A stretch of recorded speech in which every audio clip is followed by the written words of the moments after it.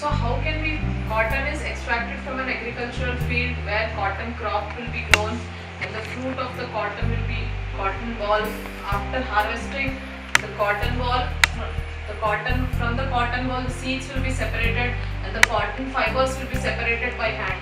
Then after separation of these fibers, next process will be spinning cotton yarn. That means making that fibers into long thread-like structures and bundles of threads called yarn. Okay, so how is the spinning done?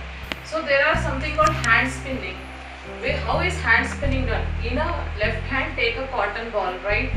Then in the right hand, between the thumb and the forefinger, pull out a thread and continuously twist it. While pulling, do the twisting process continuously.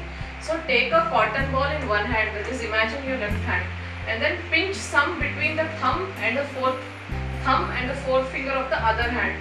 Start pulling the cotton while continuously twisting. You have to pull like this, and while pulling you have to twist it also.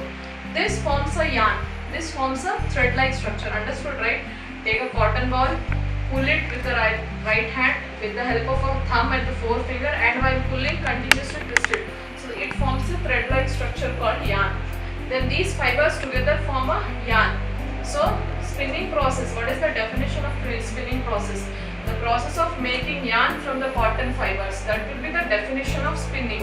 The process of making yarn from the cotton fibers. How it is done? By taking a cotton ball in your left hand and then pulling small fibers from the cotton and twisting it and making a thread while continuously pulling with the two fingers of your right hand. It forms a thread-like structure.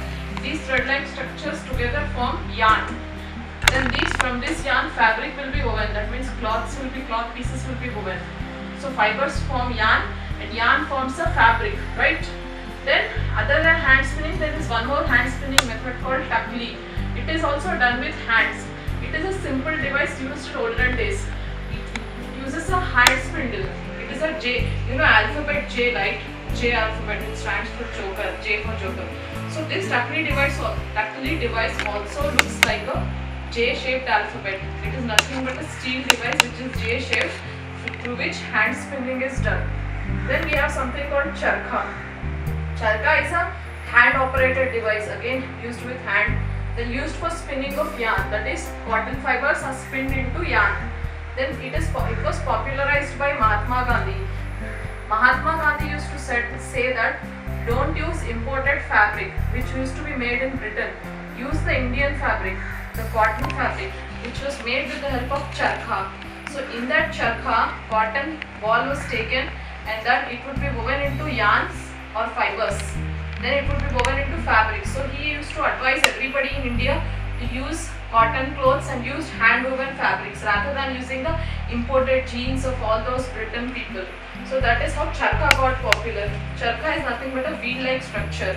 With one hand, with the right hand the wheel will be rotated, and with the left hand the cotton fibers will be introduced into the wheel.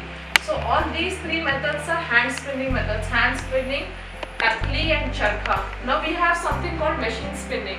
Suppose if we want cotton yarns on a large scale, suppose you are having a ready-made business or a cloth business or a big factory or a wholesale business, then we need machines. Then at that instances machine spinning will be done. So on a large scale it will be done with machines, with the help of machines. And then these yarns will be used for making fabrics, different kinds of fabrics, pants, shirts, sarees, dress materials, anything. So that is about the spinning cotton yarn. Now you have spinned into a yarn. Then how does this yarn go to form a fabric or a big cloth piece? So weaving and knitting are the two processes from which fabric will be formed from a yarn. Understood? Weaving and knitting are the two processes from which fabric will be developed from a yarn. So what is weaving? Weaving is nothing but process of arranging two sets of yarns together to make a fabric. In weaving, two sets of yarns will be used. In knitting, only single set of yarn will be used, right? And weaving and knitting are used both to make varieties of clothes. So the yarn bundles will be made into fabrics, like different cloth structures which will be continuous. So weaving is a process of arranging two sets of yarns together to make a fabric or a cloth piece. Then this weaving is of two types, either hand or by machines.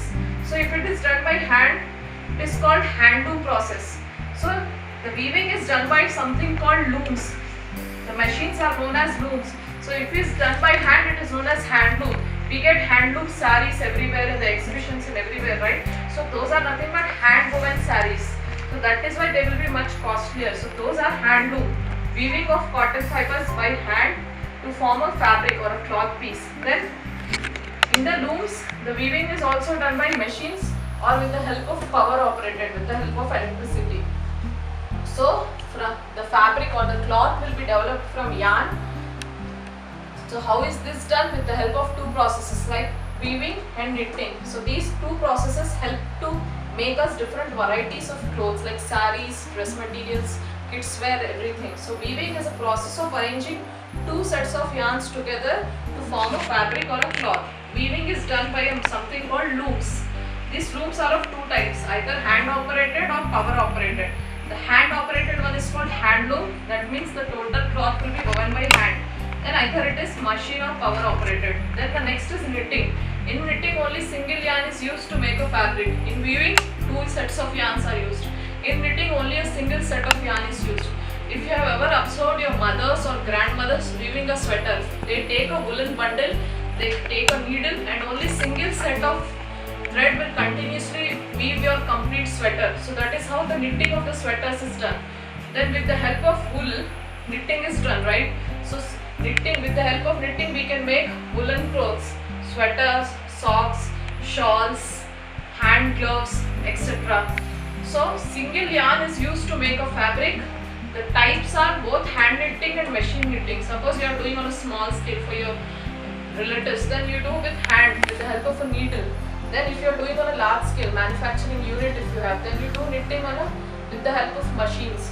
Then the uses of knitting are to knit the woolen clothes like sweaters and socks. Suppose if ever your sweater or socks is torn and you see a strand of thread coming out and you start pulling that thread, it will only be a one single strand of thread. That is how it shows the knitting is done with a single yarn. That means only one single thread only does all the total process of making a fabric. So this is how yarn is made into a fabric, and then weaving and knitting process makes fabrics, and these fabrics are further used to make varieties of clothes available in the market. History of clothing material. So earlier in the ancient times, the man was a nomad. He didn't have much knowledge, right? So in olden times, big leaves like banana leaf, if you have ever observed, it is a big leaf, right? The structure, the size will be big. Then barks of the trees. Barks of the trees means the brown colored part of the tree trunk. That is the bark of the tree. Animal skins of wild animals. Then furs. Furs of the animals means, suppose bear, fox, right? The skin is usually having lots of hairs and helps us to keep the body warm. So if anytime the animal dies, they take out the skin of the animal. That is known as the fur. So all these things were used to cover the body because they didn't have much knowledge. Because now we are all studying. You are all science students. You know why everything is happening and how everything was discovered. Because you are studying. Whereas the ancient people didn't have any knowledge of anything, right? So that's the reason they used to cover themselves with big leaves, barks of the trees, animal skins and furs. Then after agriculture came into existence, that means cultivation of crops came into existence. Until the agriculture was not there, the ancient people used to eat the fruits which were available on the trees, right?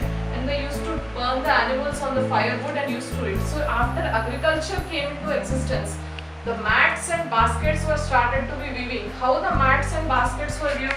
With the help of stems, leaves and twigs of the plants, right? Then after agriculture came into existence, with the help of leaves, twigs, stems, mats and baskets were weaved. Then later, vines. What do you understand by vine? We talk of grapevines, right? Vines means some plants act as climbers. So grape tree is also a climber. It has spindle-shaped, spring-shaped structures which crawl over other trees, right? So that are nothing but vines. Vines are nothing but climbers. Grapevines, example is grapevine. Vines are nothing but climbing plants. Animal fleece, animal hair. Animal fleece and hair are almost similar. Here fleece means the sheep. The sheep has a layer of hair over it, which will be later used for producing wool. So that is known as the animal fleece, the upper covering of the skin. Animal fleece is nothing but the skin, outer covering of the skin, outer covering of the body of the animals. That is animal fleece. Then hair of the animals were woven into fabrics. Later, animal hairs, animal skins, climbing trees, all these things were taken and woven into fabrics, made into cloths. Then after some time, cotton also came into existence. You know Ganga river, right? So people who used to stay around Ganga river, they used to knit cotton fabrics to make clothes. Then in Egypt, along with the cotton, flax was also used to make fabric. Do you know flax seeds? No, nowadays flax seeds are of great benefit. If you mix flax seeds in any smoothies, soups, it is very much beneficial because flax seeds contain omega-3 fatty acids, which is available in fishes and as well as flax, which is very beneficial to your brain. So these omega-3 fatty acids helps your brain to get it stronger, your memory gets sharp. So those flax fibers were also used along with the cotton in the ancient Egypt. So suppose if you are making any salads, you are making any smoothies like milkshakes or soups, you must add roasted flax seeds to it, or you can even add roasted flax seeds powder. The flax seeds are free of fat and cholesterol as well. Flax provides you lots of nutrients. They are brown colored seeds. So then ancient people didn't know about stitching process. So nowadays we know about the stitching process, but the ancient people didn't know. So they used to drape the fabric. Drape means just covering over the body without tying it in a specific manner. So with the invention of needle, so after the needle, the steel colored needle, if the stitching is done, after the invention of needle, stitching process started. Then different fabrics were woven. So even in nowadays, without weaving into a fabric, still unstitched fabrics are draped. Like sari. Sari is a simple fabric, right, which we will drape without stitching it into any other thing. Same way dhoti, same way lungi. All these are pieces of fabrics. Without stitching them into any other structures, they are directly draped. Then turban. Punjabi people usually Sikhs wear turbans over the head. That is also nothing but a piece of cloth. All these are modern day unstitched fabrics. So we can conclude that there are large varieties of fabrics available all over country, and then depending on the climatic conditions, you can wear different types of fabrics. If it is winter, you can wear wool. Then if it is summer, you can wear cotton fabrics like that. So this is the history of clothing material. This is about the chapter how fiber is made into fabric.